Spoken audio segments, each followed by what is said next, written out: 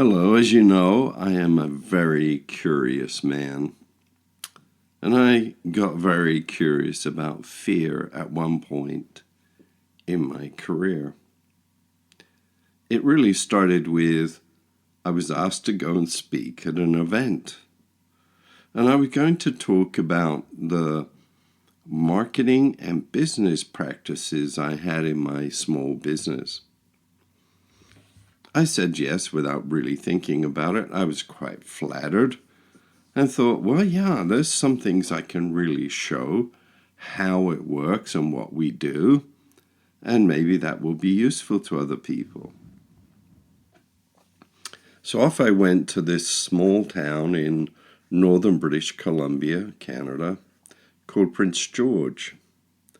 We flew in the morning, and we got set up, and there were going to be 30 or 40 people there, and they were coming from northern British Columbia and some parts quite close to Prince George.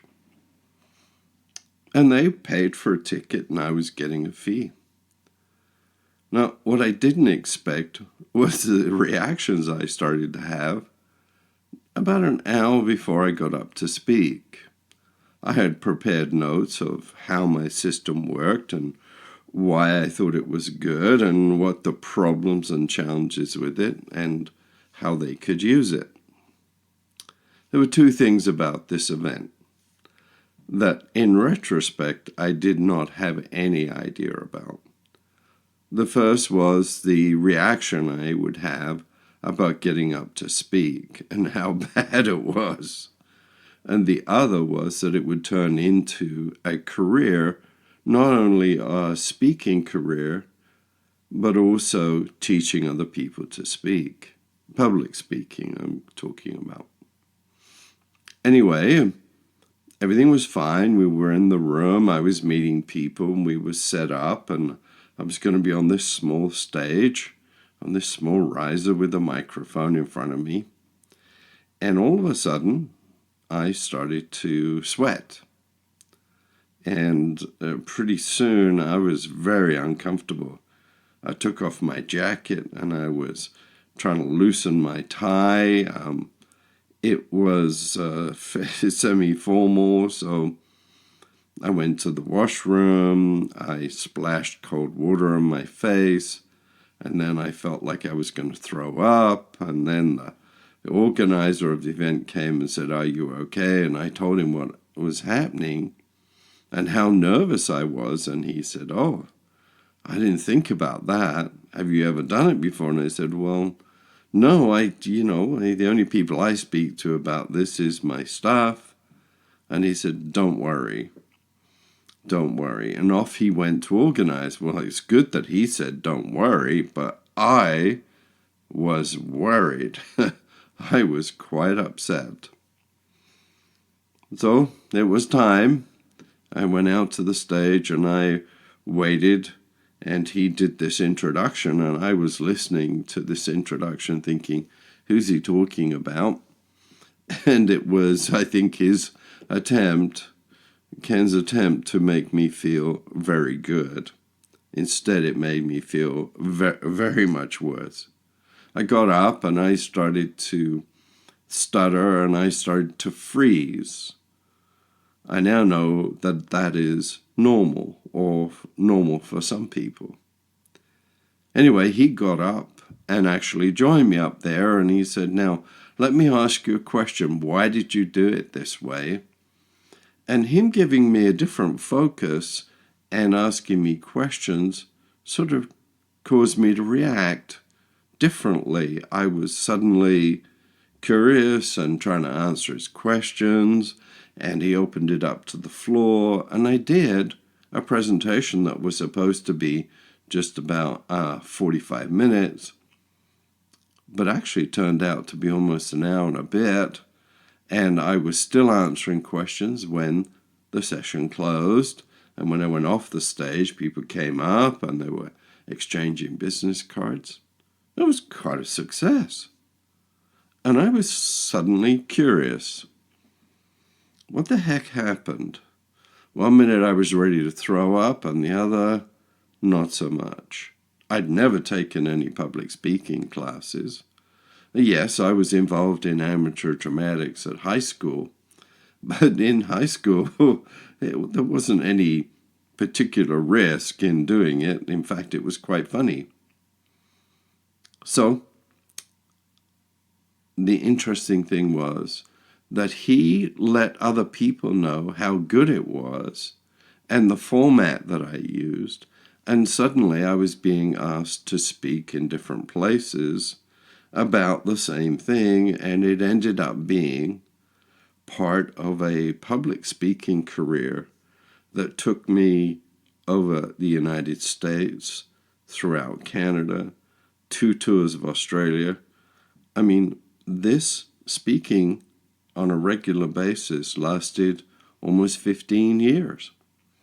I became quite good at it. But I became good at it because of a man called Howard Gregory. He actually was a neighbor of mine in North Vancouver, and he would drop over and we would talk over the fence. He was kind of like a mentor for me. I talked about what happened and how we did it, and he started to educate me about the human mind and how it responded to different situations, and gave me different exercises to do. And I got better and better at it. So what actually goes on when somebody gets up to speak publicly? Why is it considered to be one of North America's #1 fears? Well, it really has to do with something called the hippocampus and the amygdala. You see, we walk around in a modern world with an ancient brain. Let me explain. We weren't always in control of our environment to the degree we are now. I mean our immediate environment, not the environment of the whole planet. In our immediate environment, we have protection from the outside, the weather. We're pretty safe and things are pretty good, and most of us have access to some food and water. But that wasn't the way our ancient brains actually got us here. You see, our ancient brain was designed to keep us alive. It was designed to have us be wary, to notice. We were hunted when we first came out of the trees, when we started to stand on our feet 50 or 60,000 years ago. We were not particularly strong, and we kind of were tasty. And people don't think about that. We were prey. We were hunted by others. But our adaptability in our human brain, our ancient brain, taught us to make tribes, to build little communities, to build tools, to develop ways to protect ourselves. It also left us with something in our ancient brain, and its only purpose was to keep us alive, the amygdala and the hippocampus. Now, you see, in the ancient times, if you were out on in the tall grass and you heard rustling, your ears would prick up, your sight would get better, you would get ready to either fight, flight, run away, or hide. Now today we have technical terms: fight, flight, or freeze. These fight, flight, or freeze processes in the human brain are in fact quite complicated. It is quite tricky. The response, or the amygdala response, it's hardwired into our brain. It's sort of the genetic wisdom to protect us from bodily harm, either from another animal or from another tribe member. This response area is called the hypothalamus, when stimulated, it will initiate a sequence of nerve cell firings, and chemicals are released into the body that prepares it for running, fighting, or hiding, or being quiet. I mean, this is an activated sequence of nerve cells firing and chemicals and hormones being driven into your body. Adrenaline, noradrenaline, and cortisone. These cause the blood to rush to your muscles. It moves the blood from your body cavity out down your legs and into your hands, and then you will lowers your pain perception so you can fight. Your pupils dilate. Your awareness goes up. Your sugar in your muscles are there. So that is directed from your digestive tract.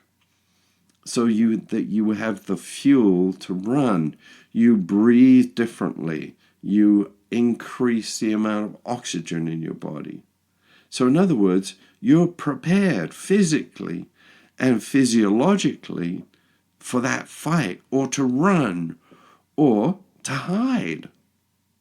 This is in response to something like an enemy or another animal that's about to attack you. So that ancient brain response is still with us in the modern world. We have this modern world and ancient brain.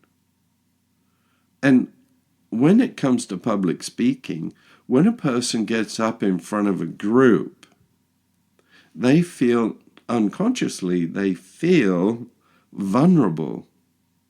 And if it's a large group, they feel very vulnerable. You see, our ancient ancestors used to live in small tribes with a hunting area that was carefully mapped, where they could collect berries and grains and food and fruits. And that territory fed everybody. And so they were territorial and guarded their food supply, because that was important. You could die in the winter. You could die in the summer. So having said that, if they saw a stranger that they didn't know come into their territory, a tribe would do one of two things. They would either attack and kill that stranger so that there wasn't competition for the food or the territory, or they would absorb them into the group. Now, if it was a woman, chances were that they would grab and bring them into the group. So we were pretty different kind of people. And this is hardwired into our ancient brain. Now, in the modern world, the stimuli that we have in our modern world isn't rustling grasses, it's news. It is all of the sort of visual stimuli. We live in a constant flood of information, much of which stirs our anxiety. Some of it is real. I mean, fear of what is going on in the Ukraine, fear of what Putin will do, and fear of what we would have to do as a member of NATO in response. That's something we should be aware of. But you see, we are overstimulated now. We get a constant flood of information, day in, day out. News reporting used to be news reporting. It had no opinion. It was gently said on the radio or on the television, or you could read it in the newspaper. Today, nightly news always contains talking heads or actual programming of what is going on, the screeching of tires, the sound of gunfire, all of that is going on all the time. So we are being stimulated, our ancient brain is being activated. Now, not enough that we go into complete amygdala breakdown, but enough that in North America right now, we have more anxiety, more upset, more angry outbursts than we've ever had. All because this ancient brain is being stimulated, right? And then when the news shows all of these things going on, we experience fear. We experience fear at deep levels. Now, I treat fear and I describe it in a different way. If you can imagine fear written vertically, F-E-A-R. F, false. False news. Expectations appearing real. If you take the first letter of false expectations appearing real, you have the word fear. Our expectations are excited and they look real and we react. But of course, the great majority of those are not true. Should we be concerned about the Ukraine? Yes, we should. Should we be concerned if we hear screeching tires as we get off the sidewalk? Absolutely. That fear is important because it saves us, it protects us, it causes us to think. Walking in a dark alley in a bad neighborhood, looking vulnerable, that's not a good thing to do. No, some people might do it for excitement, but most of us, no, it's not a good thing to do. The ancient brain is designed to keep us safe. It has a fight response, a flight response, or a freeze response. What do we do about it? How can we manage this so that we are not constantly overstressed, overstimulated, and having this pressure and feeling on us?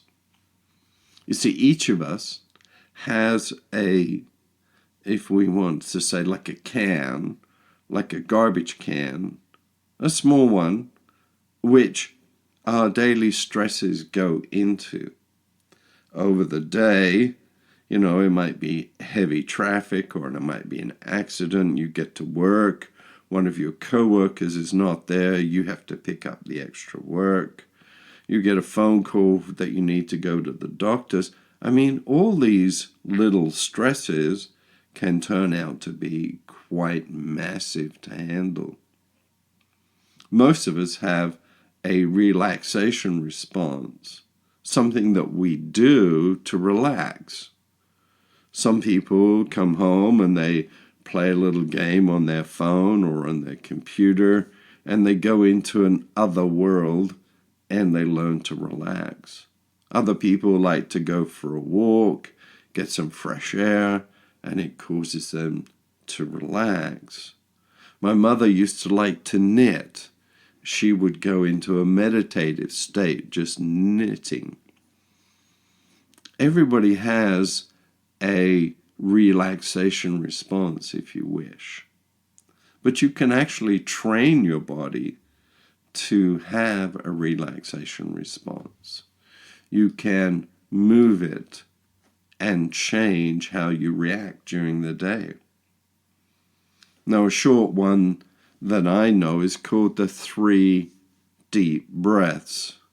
Take a deep breath in, hold it, and then let it go. When you take a deep breath, you change where you've been breathing in your body. You're not shallow breathing, which is a sign of stress. You've got to get the breath all the way down to your diaphragm, down into your belly. And that changes the physiological and starts part of the relaxation response. I used to do that on my driving home from Vancouver to North Vancouver and the traffic going up the hill there. Doing that on a regular basis. Nice, deep, long. Take a breath in, hold it, and let it go with a sigh. Now, some people might have thought I was a bit crazy when I was doing that when I was driving, but actually it raised my awareness and it lowered my stress. Now that relaxation response is built into me the same way as the ancient brain had the active response. I can take a deep breath and then just let it go, and I will start to relax. Of course, my major way of reducing stress and anxiety is to meditate. And soon I will be giving classes and outlines on different forms of meditation when I start the Zen program, which is coming up in January 2023. So, fear, anxiety, you can manage it. It's yours, and it's your choice. Take care. Love and peace, Jeffrey.